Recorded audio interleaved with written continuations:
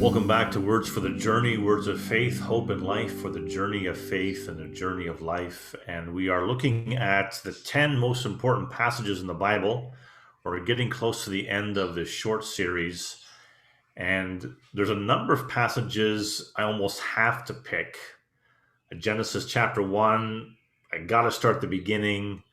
Other passages, I felt like they are just so important.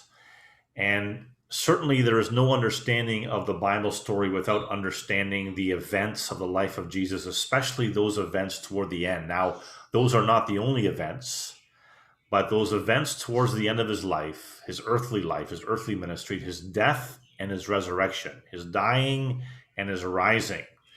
Now, whatever you might think about, did Jesus actually die? Did he actually rise? The Bible claims he did. The church believes he did. I believe he did. But whatever you think about that, we can't understand the Bible story without understanding these great events. Because from the Bible's perspective, this is where history changes, or where the hinge of history is.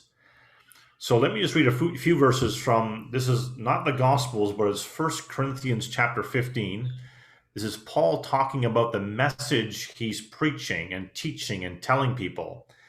And he says, 1 Corinthians 15, verse 1, brothers and sisters, I want to remind you of the gospel, the good news I preached to you, which you received and on which you have taken your stand.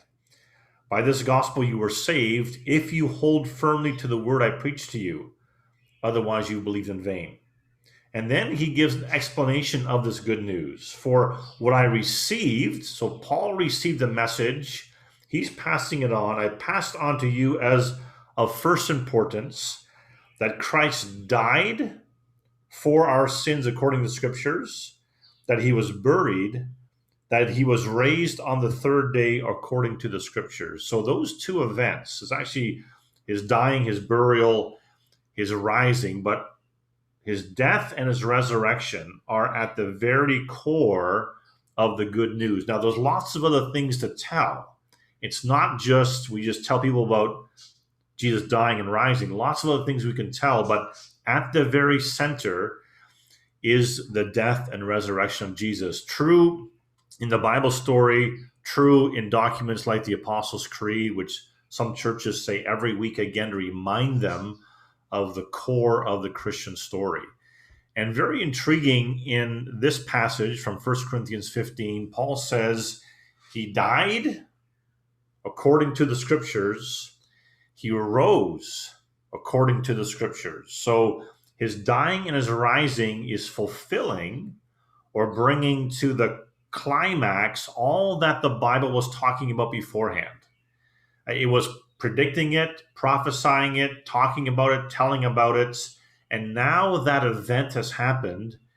And from the Bible's point of view, and I might say from heaven's point of view, everything has changed. Now, there's much I could say about this, but really the death of Jesus brings an end to the old age of sin and condemnation, and it ushers in a new age of new life and the life of the spirits. Now, at this time, we are people on this earth who have heard about the old age, and we've heard about the new age in Jesus, and we are living what some people call in between the times. But the decisive event has happened. There is no going back. There's no turning back history's clock. It's heading toward the full release of the new age. But right now we have Jesus' death and resurrection, his ascension, the coming of the Spirit. So this new time has already begun, even though the remnants of the old age are still with us.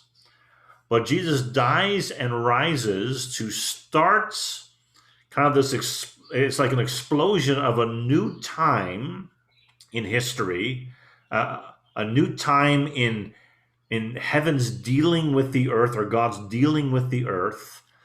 And not just it happened to Jesus, but the Bible is quite intent. It also happens to those who follow Jesus. So in other parts of the New Testament, it's not just Jesus who died and rose. His disciples and followers are called to die and rise. To die to all the, what I might call all the ugly things of our lives, anger and hatred and revenge, etc., and to come to life to all the good things, all the beautiful things like love and mercy, compassion, forgiveness. So Jesus dying and rising is an explosion in human history, but it's also a call for you and me to live the life of death and resurrection. The dying of the ugly things in our lives and the rising of the beautiful things in our lives, all because of Christ. Thanks for joining us for this edition of Words for the Journey.